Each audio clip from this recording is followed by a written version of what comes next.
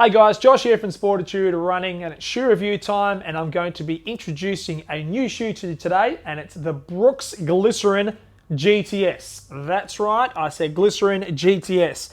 This shoe here has taken over from where the Transcend 7 has left. So, what that means for you, the runner out there, is a little bit of confusion with regards to names, but let me get into today's review because we're going to talk about the engineering changes from the Transcend to the Glycerin GTS, and also talk about the differences between the Glycerin 19 and the Glycerin GTS. So you will understand what each shoe does, who its targeted market is, and potentially might give you all the information you need at home to throw this into your daily training. So without further ado, let's get stuck in. So first things first, guys, let's profile the runner that could be considering the Glycerin GTS. Now, it is a stable running shoe. So Brooks are using their guide rail technology on that medial side through here. So it's catering for a mild overpronator. So we're talking about the runner that makes contact on the entry point as they transition through to mid stance. There might be a little bit of bias towards that medial side. So a little bit of overpronation as you then get ready to come out of your gait cycle.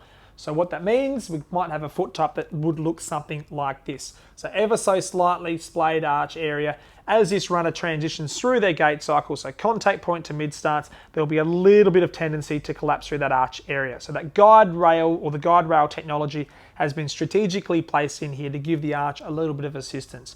It's not going to stop that pronation, it's just going to guide it. So just like the namesake, it's there to just assist the foot through that transition and hopefully reduce that impact of overpronation for that runner. It is a high mileage running shoe. So what we're talking about there is there's a lot of cushioning underneath the foot. You've got full length DNA loft cushioning system. So it's designed for your everyday running and someone who's seeking as much cushioning as they can get on a relatively light package. Rightio, holding the Glycerin GTS 19 in my hand through here, we're going to talk about the outsole first. Now what I want to do is I want to break it down from the Glycerin 19 to the GTS. So this again is the support system shoe in my right hand here, and then holding up the neutral in my left. So you can see that one, the colors are almost identical through here and here, but the outsole is exactly the same. So Brooks have not changed anything with regards to the surface area, the rubber compound where they've placed the strategic harder wearing rubber itself, and the flex grooves for the forefoot. Everything is exactly the same through here. The only difference between the two of them is as you come up to the midsole, which we'll touch on next, you've got guide rails in the GTS and you've got a neutral support system in the Glycerin 19. So now let's just talk about the outsole of the Transcend and the outsole of the Glycerin 19 GTS. So I happen to be holding the Glycerin GTS in my left and the old Transcend in my right through here. So let's touch on the outsole now. You can see through here there is a little bit that's changed. So with regards to the outsole of the Transcend, you've got slightly narrower surface area. So in the 19, they've increased the total landing area of the heel and then increased the surface area through the forefoot as well. And a subtle change on the flexibility of the forefoot. The GTS 19 has a little bit more flexibility through that toe-off phase of your gait cycle, which I think is a great asset. This shoe feedback was it was very stable, which is fantastic, but it just lacked a little bit of flexibility on toe off. So it could be that Brooks obviously got that feedback, who knows, but they definitely changed the performance of the Glycerin 19 GTS with offering a little bit more flexibility through there. Okay guys, now I'm going to touch on the midsole of this shoe. So I've obviously just given you some information with regards to the fact it is designed for an overpronator. So there is the guide rails on the medial side.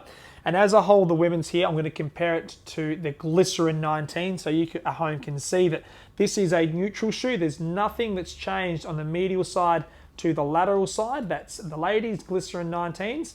The Glycerin 19 GTS, on the other hand, has the guide rails on the medial side through here, and then a little bit of extra, what we call almost like a bucket construction on the lateral side through here. So your foot does sit a little bit deeper inside this shoe, and you get that assistance with that arch support. Now let's touch on the difference between the Glycerin GTS 19 and the Transcend midsoles. So nothing's really changed with regards to where they've placed the guide rails on the medial side from the Transcend here, and then the guide rails on the medial side of the Glycerin GTS 19. The shoe itself is very, very similar with regards to the overall stability. If anything, the 19 or GTS 19 is softer. That's the feedback we've had from our own tests in-house and the customer feedback early days. The Glycerin 19 GTS runs a little bit softer than the Transcend 7, which again I think is a good thing. The shoes themselves are on the exact same heel to toe drop. We're talking a 10mm offset in the Transcend and the Glycerin GTS. And while we're talking comparisons, the Glycerin GTS and the Glycerin 19 is the exact same stack height as well. We're talking about a 10mm heel to toe drop there as well. Okay guys, now let's dial into the upper. Now, I'm not going to do a comparison with the Glycerin 19 to the Glycerin 19 GTS because the upper is exactly the same. What we're going to do is we're going to talk about the difference between the Transcend 7 and the Glycerin 19 GTS. Now, the shoe itself has an internal heel counter, which is exactly what's on show through here. So nice structured heel counter at the back. Plastic system sits inside that little heel collar area as well. So what that's going to provide is a nice stable feel for the back of your heel. So when you make contact with the ground, your heel doesn't move around. It stays on top of that platform as you get a secure fit, feel, and transition through to mid stance to then your release point. So the internal heel counter does a great job. It's not overly intrusive, which is great because the thickness of memory foam around the internal heel collar through here is about perfect. I really like the way Brooks have executed this phase of nearly all of their high mileage shoes, from the Adrenaline Ghost, Glycerin, and now the Glycerin GTS. They really get it right, which is fantastic. Coming through to the midfoot, we've got a gusseted tongue. So what that essentially means is there's a strap that sort of attaches to the tongue on the lateral side and attaches to the tongue on the medial side. That just keeps that tongue in position. It's a slightly thicker tongue than what I've probably seen from Brooks out there, but it's not overly voluminous in regards to the change in fit and feel. It's just provide a little bit more cushioning on top of your foot. It's more about the comfort, really. It's a nice amount of foam inside that tongue just to keep that arch nice and comfortable. And in comparison to the Transcend 7, again, nothing's really changed. They had a gusset structured as well, so medial and lateral side, and the tongue is probably the same thickness, to be fair. So nothing's really changed with regards to the execution of the tongue in engineering. Mainly the difference is with the two shoes through here, as you come through to the forefoot, the shoe itself is slightly shallower, really dialed in toe box in regards to a mildly deeper toe box in the Transcend 7. So if you liked the fit and feel of the Transcend 7 through the forefoot because it had a slightly deeper toe box, that may be one small barrier, but I would say how they've executed the engineered mesh, that 3D printing through the forefoot, although it's technically shallower, you've got a little bit of give through there too, so you won't feel as restricted through that toe box, which is a really important thing. There you go, guys. That's my take on the Brooks Glycerin 19 GTS. Now, the quick couple of takeaway messages. The surface area has increased both the heel area and the forefoot, so Brooks have increased that surface area to provide a slightly more stable and cushioned ride in conjunction with the softer DNA loft cushioning system. Still on a 10mm heel to toe gradient, which is great.